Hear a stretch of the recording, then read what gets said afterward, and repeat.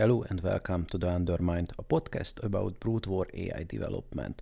My name is Shonko, your host from makingcomputerdothings.com. Let us begin. Welcome back to the Undermind podcast on this thundery, rainy evening. My guests this evening are Jaegers. Hi Jaegers. Hi. And Nathan Roth, aka Antigua. Hi there. Hello. And long time no see, MacRave. Hi. Hello, friends. And with that, our first order of business is usually the same, which is what you've been up to. First, I'm gonna ask Jaegers you, because you are a key person in the GBW API development. Is it fully 4.4 compliant yet? Because last time I heard there are still some bugs, or it was just not done. How it is right now? So yeah, it's compliant, but well, it still doesn't have latency compensation. So if your bot uses that, it can't use GW API. But if you don't use it, it should work just fine. Yeah. There are no known bugs, I think, except for, well, if you need latency compensation. That sounds good. That means that most bots can use it. And other than that, have you been up to anything fun lately? Not so much these last weeks. I've been checking out some small issues of the Java port of BWEM for Hitchhikers, because Dan was saying that was one of the things he needed to get his bot to work on that map. But so far, not much progress. Oh, so Hitchhikers is a map. That was not clear from context. Yeah, Hitchhikers is a map. Next up, Antigua, what you've been up to lately? How is your bot doing on the ladder? What do you think about it? It's been doing all right. So I re-enabled it to test a couple of things. Has run up to sort of 7th to 9th a couple of times, and then sort of it settles in the sort of 15th to 25th position and just sort of runs around. Mostly just using it to do a little bit of feedback for Jay and feed him some information, which unfortunately Jay is sort of on a bit of a hiatus. He had some family stuff going on, so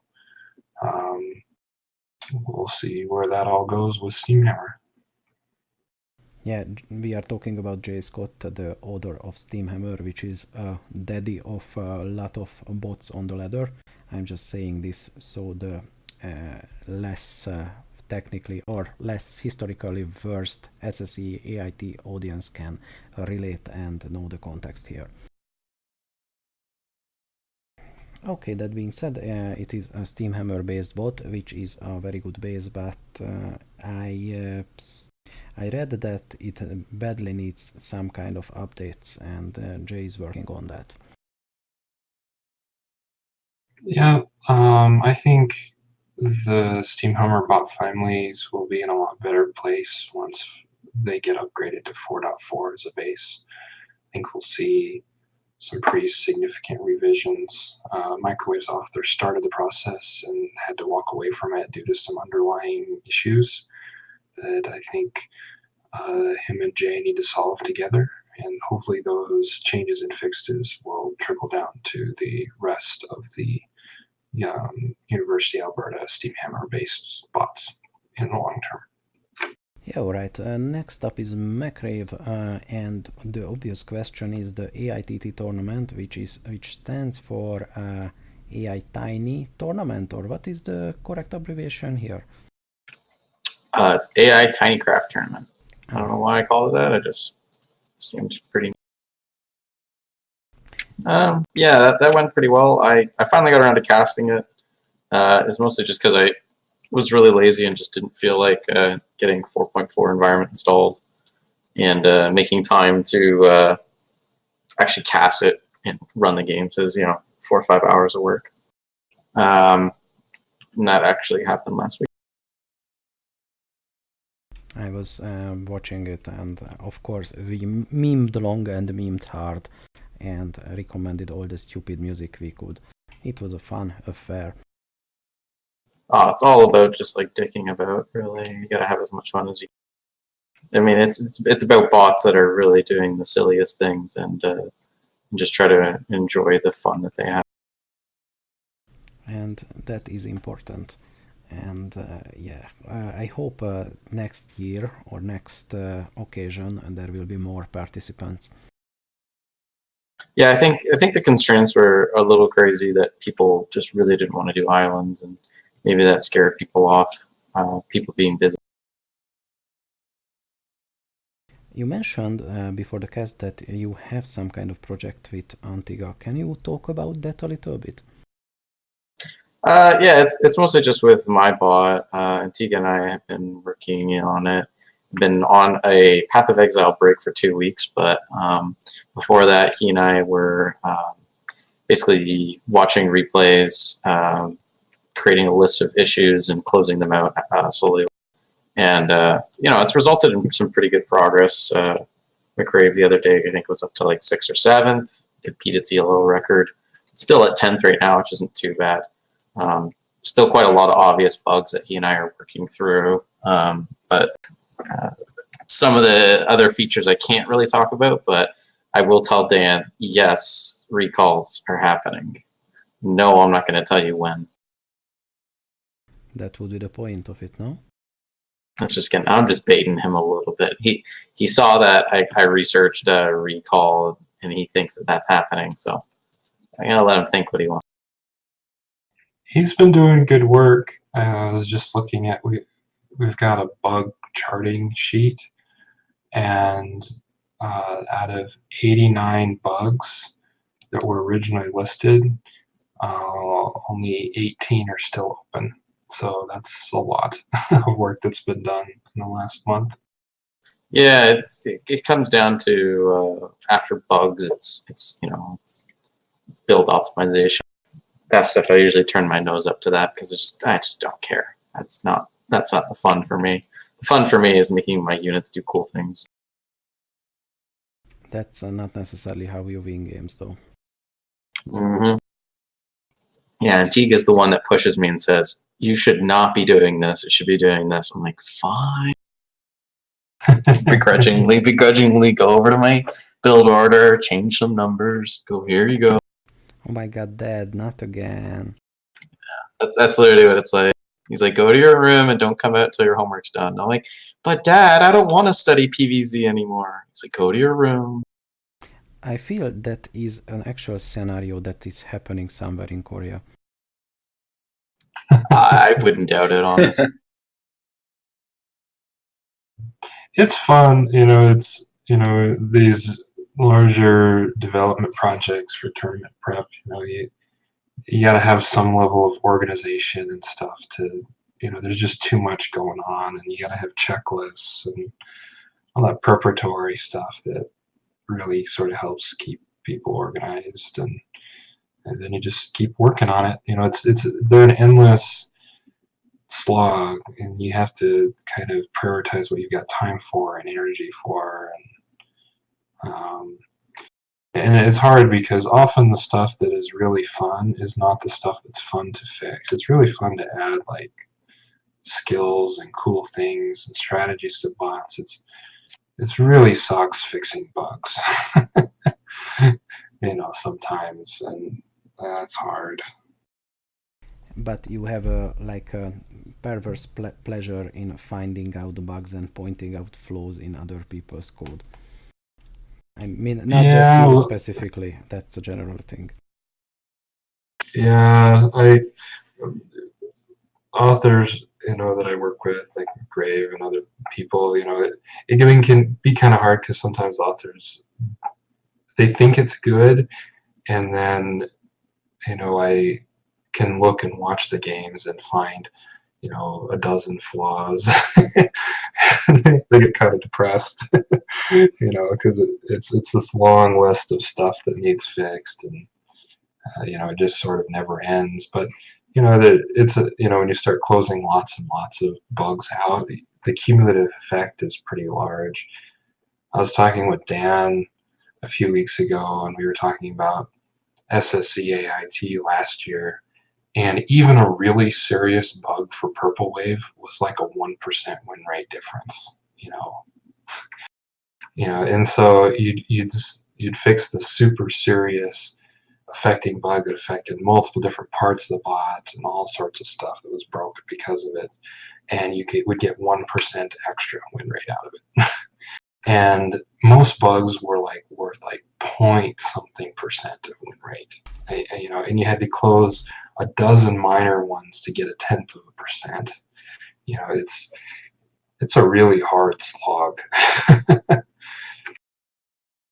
Yeah, what do you mean that, you remember that bug I had where it was building gates in people's base?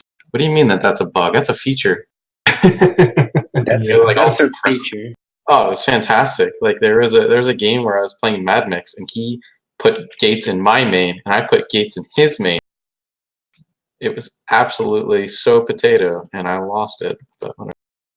That was a pretty fun one, yeah, because you enabled proxy gates and you disabled them being in the enemy main, but the way that you had coded it made it so it only proxied in the enemy main. Yeah, I had to start in the start location. It's the stupidest thing ever. I was looking at how Locutus did it, and I'm like, I could do this in a little bit shorter code, and it's not as optimized, and I liked it a little bit more that way.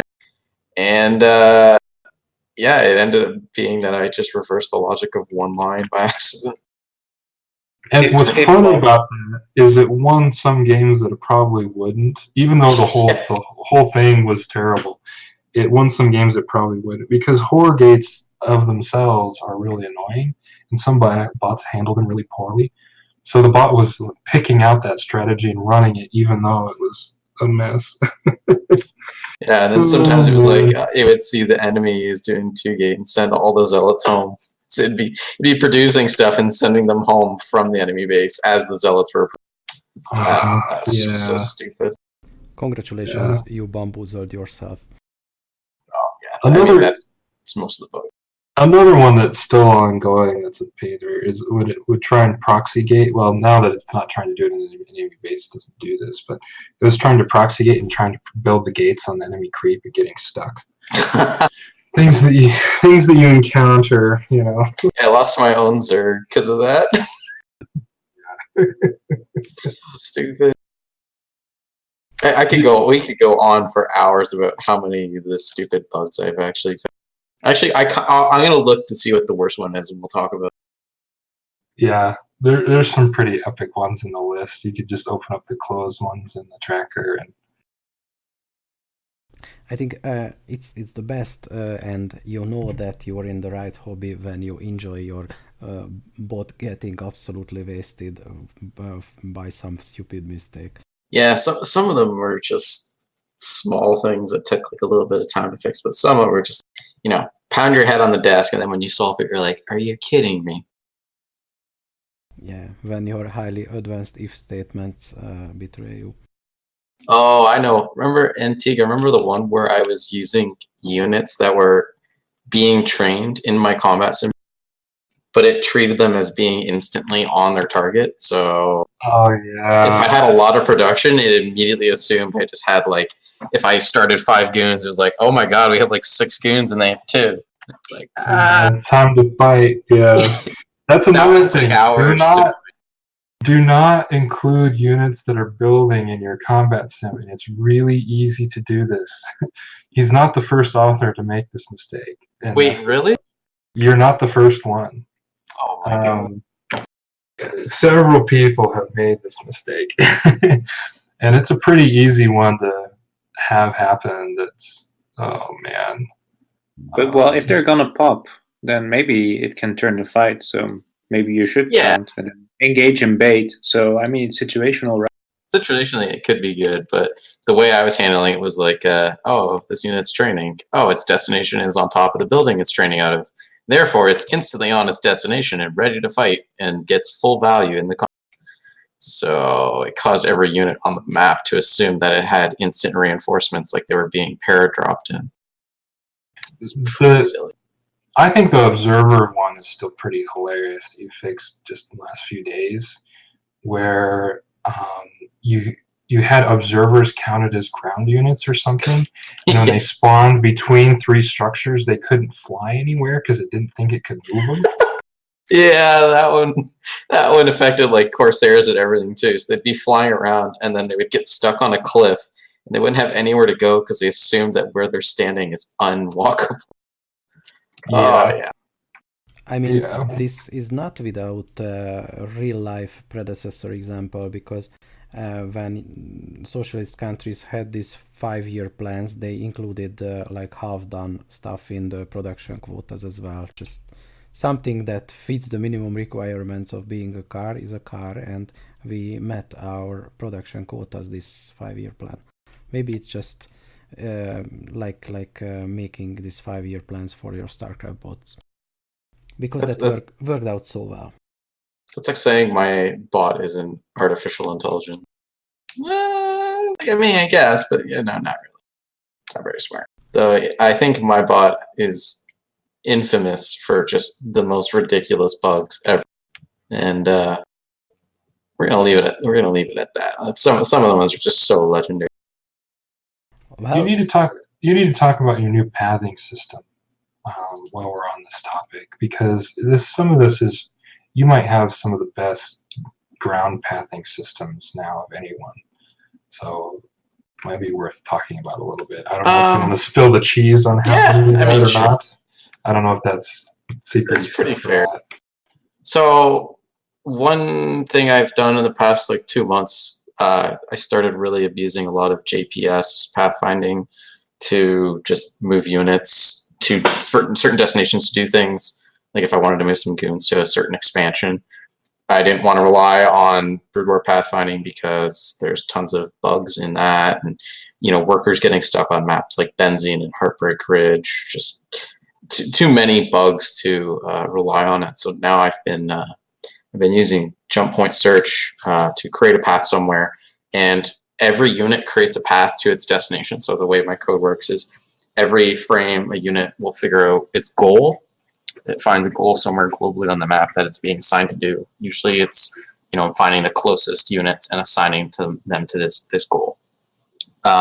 Within that goal, we find a destination, which is where we're going to be pathing it to. So in terms of like a goal, like attacking it or preventing an enemy from expanding, the goal is the expansion. The destination is the closest choke point between that goal and their home base.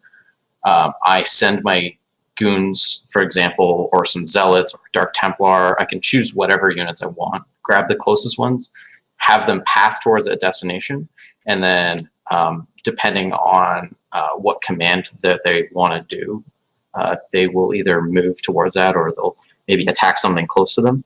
But if they have nothing close by, they will actually move towards that destination along path points. And the way it works is it iterates the path, finds a point that is a minimum distance away that I think was like 250 pixels or so. That started to cause the least amount of issues, was around 250 pixels. And the units move along that path instead. And so now I'm not using Brood War pathing for pretty much anything. I'm actually just using my own. It sounds pretty advanced. It's functional. It's pretty quick too.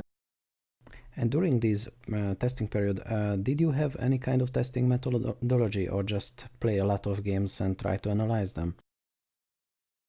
It was mostly just basal replays, which, like I have said in the past, it is the best resource for data because you are playing probably 10 to 15 games a day against various opponents that you wouldn't otherwise. So I usually just use that as a reference. There's plenty of data there, enough to find something to code for the day, basically, like some sort of loss that could have been prevented or a win that could have gone better. Yeah, it is a tremendously helpful resource. How about you, Jaegers? Did you make any progress on your bot lately? No, not really. This summer is going to be the start. Just uni stuff for 2 weeks, and then I'm done. So yeah, not much. I've started on working on my own map analysis library, but I'll probably end up using BWEM in the end. Not sure yet. So I've dabbled in some stuff, but nothing serious yet. But this summer I have some free time. Did you encounter difficulties, and that's why you're switching to BWEM, or just don't have the time to fully develop your own? Well, it's more of a why reinvent the wheel situation, I guess. I mean, reinventing the wheel every now and then is important, so... There's been several map analyzers, and they're really hard to write. It's almost like writing a bot itself. And it's really a kind of a rough project, and it's really technical. So, because there's lots of weird, strange features on maps, and for every rule there's an exception, and all this sort of stuff that I think often people don't realize how difficult that is.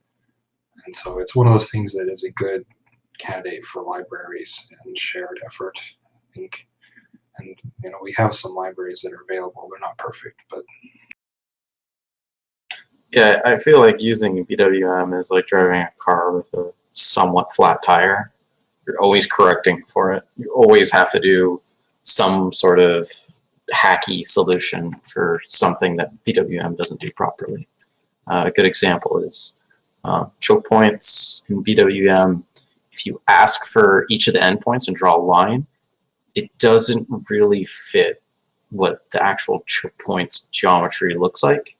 And so in BWB, BWeb, I guess, I actually added a line of best fit function that I got some help with from Ankmairdor, whatever his real name is. And it actually improved the geometry of the chokes a lot. Yeah, instead of a car with a flat tire, I would use the analogy like the French guy who had his car broke down in the middle of the desert, so he built a motorcycle out of it. That feels more closer to it. Wait, that was an actual thing? Yes. Yeah. What car was that? Was it a Fiat? No, it was a Citroen 2CV. Oh yeah, 2CV. Yeah. Oh my god. It's a great story. There's That's a whole amazing. video about it, and there's people that have done like recreations of what he did. There was even a Mythbusters episode about that. They wasn't so sure, but it's pretty feasible, and probably the guy really did it. I got a $50 bet that Netflix comes out with a special documentary about that within the next 5 years. Got to make some bank on it somehow. Yeah. So, speaking of exams, Jaegers, and not just Jaegers, but you brought up the topic. It feels like that, like the student part or the part that goes or works in university, really dropped off the radar the last few months. I think that's obviously because of the exam periods worldwide. And I don't know if we will have a summer break effect next time, because I honestly don't remember if bot development activity increased or decreased last summer. What do you think? Does it affect the scene in a meaningful way? I think deadlines towards tournaments affect it, not necessarily the summer. We do see new student authors in the fall often, and the beginning of the spring semester that might be related to master's or undergraduate research from different universities. But yeah, I agree that most, the amount of effort that goes into bot development is really strongly tied to the tournament schedule. I really missed that course that at University of Delft, I think it was called. Yeah, Delft.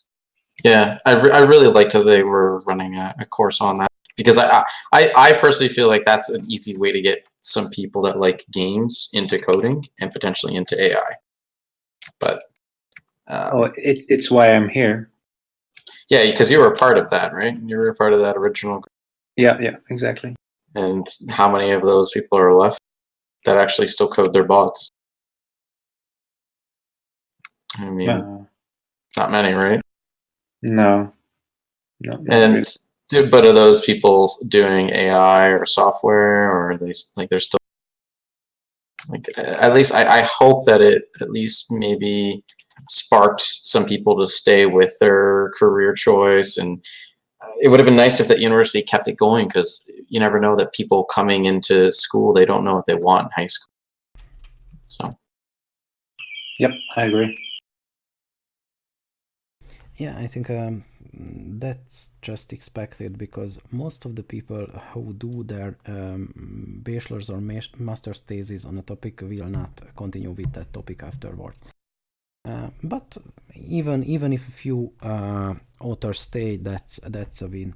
And I was gonna ask about attracting more students to this hobby, but I feel that's more of a duty of people actually working in academia, which none of us are, if I remember correctly. Not at the moment. So And speaking of the social aspect, I was mentioning that a meetup or some kind of get-together conference or whatever you want to call it is something that should be done. And I was thinking a little bit more about that and came to the conclusion that this is a very international community. So no matter where you put it, it will have to be a compromise, and people have to travel a lot. And bearing that in mind, it shouldn't be in any big city, which is expensive and difficult to organize. It could be just some random town, or like rent a big house near a lake and get very drunk during the weekend. And what do you think of that thought?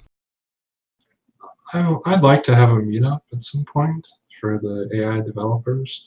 I think by default right now, most of the meetup stuff happens at academic conferences where the bots are showcased. So COG or AID, those mostly cater to academics, are open to the public. And there's not a lot of people that go, but there's probably 2 to 5 people from the community that go to every one of that go to those, and it's different people each time. But that's really kind of the only group style event that there are really this time. Yeah, it would be more like the other way around. It's first and foremost a social event, and we allow academics. We don't kick them out. Don't make them show up with a paper. do you have to be smart to go there, or can I go? You can go. Oh, nice, that's You good. just register for the list and just show up for COG or A. If you want to, if you want to publish a paper, the paper has to be accepted and all that, which is a lot more work. But if you just want to show up and go to the conference, you don't have to meet anybody. You just register and show up. COG is in London this year. Last year, I think it was in South Korea. I don't know. They move around. So I don't remember where AID's at this year. I could look. If it's ever in Canada, I'll go. But I mean, oh no, not Canada, like Ontario. It was in Canada, I think, 2 years ago in Edmonton. Damn. If only I was around for that, that would have been pretty easy for me. I have a friend that lives out in Airdrie near it, so. So AID is at Georgia Tech in Atlanta in October. Oh wow. Are you going to that? That's close to you. There are only a couple states over here. There's some possibility I go. I don't know where I'm going to be living because I'm in the middle of the job search stuff big time at the moment. Sure. I got my diploma last week, my official. Good. So I'm looking, so I don't know where I'm going to be living at this point. Yeah, that's fair. I'm just thinking about this and brainstorming, because I definitely do not have the time or inclination to organize this right now, no matter how much I want to. but I would like it to be a laid-back affair, of course with smart people and presentations and engagement, but mostly if you just want to go there, hang out with your bot development buddies or anything, you can just do that. I'm down. Like a good example is, I think, DEF CON, which is a very laid-back and quite fun affair. I've never been, but that's the general consensus about it. Oh, I've been to DEF CON a bunch, so it's fun. We can talk about that later. All right. Next topic I want to switch to is broadly can be characterized as what makes board games enjoyable. And I know I asked this before, but now I'm asking it harder. I mean, now I'm casting games for the SCHNAIL channel, and I want to know what makes you watch a game, or what makes you watch casting a board game. Obviously, casting style and ability has to do a lot with it, and I'm just beginning to learn that. But every tip is welcome. I think part of watching Starcraft is actually just that it's, I guess it's like chess, but you actually don't know what path someone's going to take. And part of that mystery is kind of what hooks you in, right? You start out, you see the Protoss is sending a probe out of its base at 8 supply. You see that the Zerg is doing like a 4 pool or something. That sort of excitement level keeps you going, and then keeps you going to the next game. And then because you've already watched one series, you're just going to watch the next series as well. So part of it is also creating a narrative as well, right? So as a caster, you have to build up that hype, but not, in a cringy or overbearing way that it takes away from the game. That's what I think is what makes Tasteless and Artosis very good. Is they're a bit silly, but they build narrative for the game itself as well. For me, there's the game itself, and then there's the context that the game sits in, right? And because I know a lot of the authors and I know the background of a lot of the projects and stuff, when I watch the games, I see a lot more than just the game. I see, the personal struggle and effort that went into creating the bot, the speed blocks they run into, current problems that are going on in development, bugs, a host of different factors that, while I'm watching the game that I'm thinking about, right? And I think when you get really into any sort of sport, you get that sort of understand that deeper level understanding of all the little stuff that's going on. And so I enjoy a lot of it through that route, if that makes sense. Yeah, like yours is very much a personal narrative. Yours comes from enjoyment of the game and enjoyment of sharing the experience with people. That's a very good point, and I will keep that in mind. Because oftentimes, how the bot got to be to this point is a really interesting factor in what is currently going on and what the author is doing too. They worked on it for a couple of years, and then they went to school, and then they stopped, and then they got really excited about this, and then that happened, and they couldn't work on it for 6 months, and they forgot half the stuff that they were doing, and they started working again. A lot of these bots have stories like that, right? And authors that have backgrounds like that, because a lot of the bots have been around a long time, a lot of years, especially the more competitive ones. And so people go through ups and downs and phases, and they do big groups of effort for a tournament, and then can't work on it for a few months, and there's a lot of factors that play into the bot that's more than just the game that's being watched. I like it when the openings are explained from both sides, like the intricacies when like a probe is skipped or those kinds of things. Just the openings. That's what I enjoy, and then of course the big battles. But yeah. Yeah, I think it's good to sort of encapsulate the general strategy that someone is going for, so that you are building up the story of, okay, this is going to be the aggressor, and pay attention to what they're doing, pay attention to what probes are cutting or what units they're building and where and when. For example, some of the KSL games, there was a lot of PvP, and it was just based off of, okay, who lost a goon early or who lost a probe early, and then that can decide the game very quickly because it changes the builds. I just personally I enjoy when it's a little bit silly and I can laugh at the action, but it is explained in a way that I know what's going on, and like in the background what might be the player thinking, what might be the player missing, and stuff like that. To me, I see even larger issues too, even beyond just the players and stories. I see conflicts of programming and AI development philosophy in conflict, which is a larger topic, right? Different philosophies of AI development, different development styles competing in an event. Different universities have different ways that they approach programming and development, and they have actual philosophies that they're competing against other universities with, to see which one ideologically will win out. It's sort of like the spread of ideas as a disease, and which idea will win, in the end.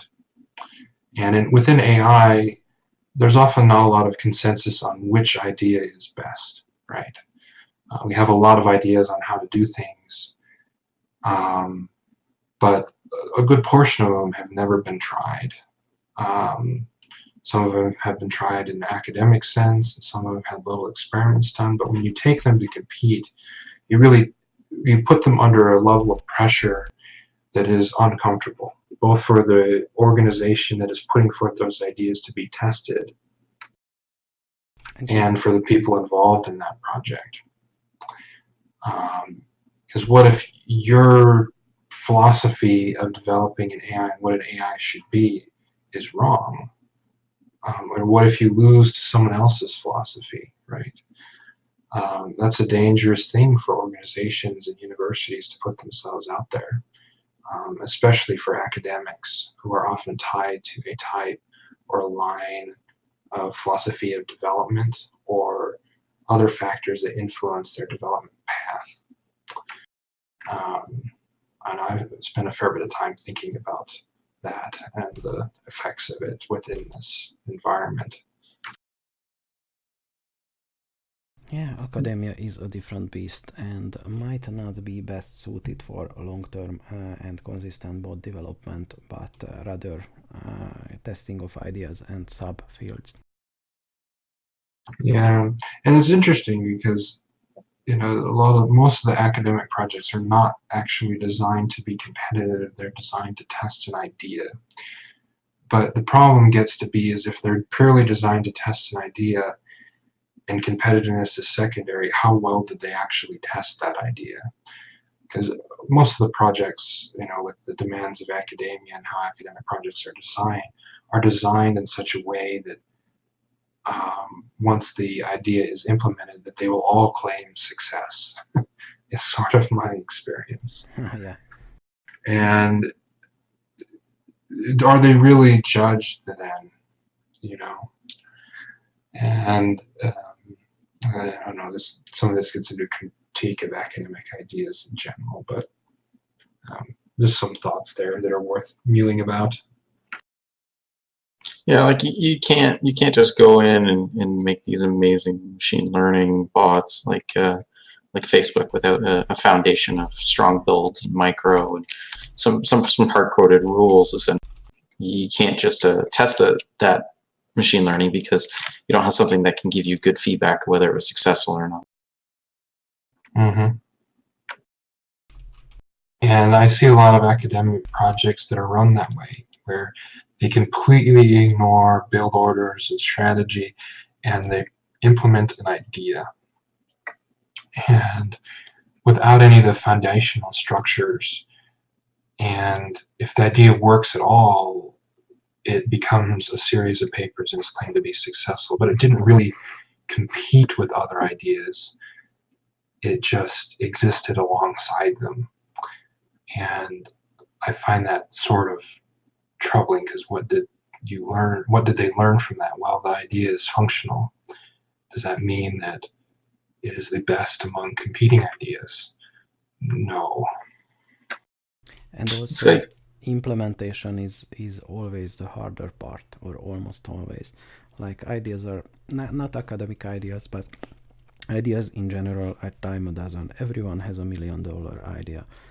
Somehow they don't get to be millionaires just from that alone. I'm going to go with another car analogy. It's like having a self-driving car that doesn't know how big it is, but you can figure out how big it is by smashing it into things. Or, yeah, it'll work, but now you don't have a car. And it will take you a very long time to figure out how big it actually is. It's like, we're going to teach our car to drive by having infinite numbers of cars to destroy it. Yeah, that will work. It's why we virtualize all of this. It's cheaper, and a lot of the implementations that are being done here in the competitive sense have a lot of uses in other places. But I just see I've seen several recent academic projects that have been, we implement and we do this idea that's not competitive. We can claim success versus other ideas, and then we move on to the next project. Without really judging how good of an idea or implementation it really was, I don't know. Side topics. Sorry to get you distracted. No problem. Alright, last topic for today, and the one I'm most excited about is, of course, the Starcraft Human and AI League, or SCHNAIL in short, news and goings on. As you can tell, I'm very passionate about that project. So first of all, let me share you some news.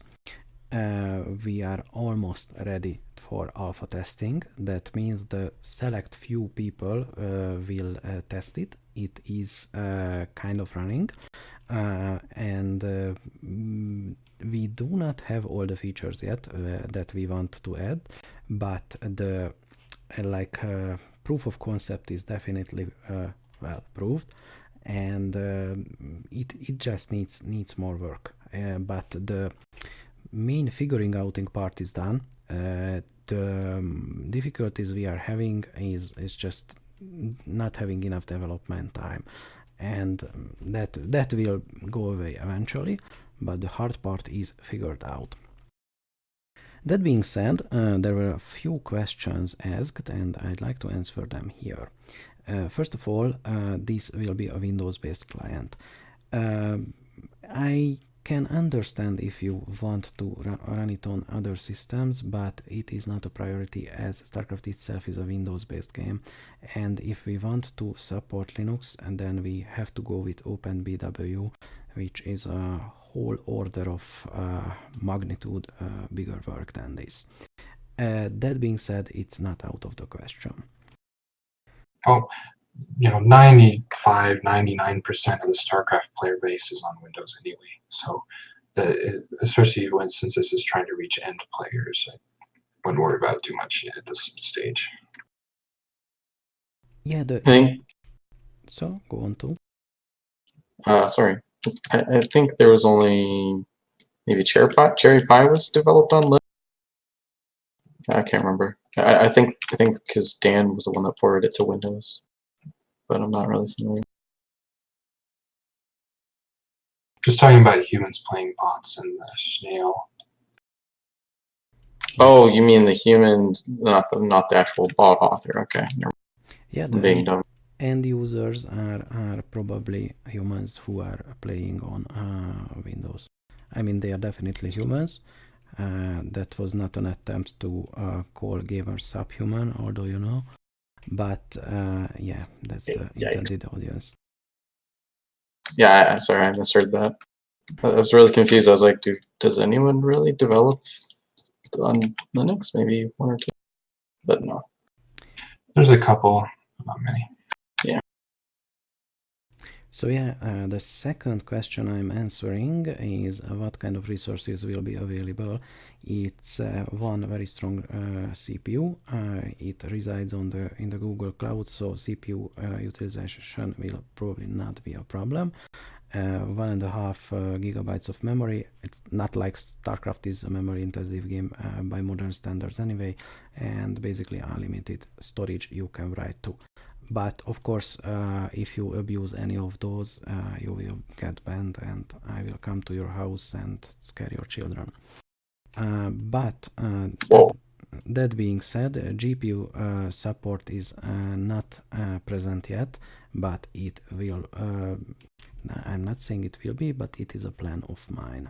Now I'd like to ask you to ask me questions about it, or let's just talk about the difficulties and hurdles about this whole project.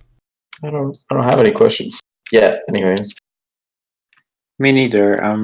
Yeah, interested to see how this will go. save my questions and comments for when I get to see a beta. I'm not gonna judge you yet. Yeah, that's fair. I'll have a bunch once I play with it. Yeah, that's fair. It is intentionally not open to the public at this stage because you can't really judge that from this stage.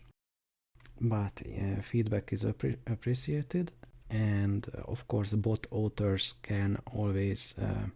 Bot authors have a priority in testing. So if you're a bot author and want to test it out, contact me and I will make it happen.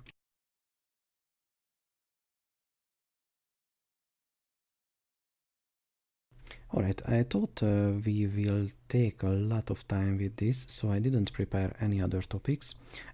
If you have any, let's talk about those. We can talk about impatience and how we're just sitting around hitting F5 on COG and COG's site, waiting for the participant list to come out so that we can do per author, per bot preparation work. But everyone's doing the same thing. Everybody that's involved in the tournaments, as soon as everybody registers, just sits around the website and hits F5 for like a week.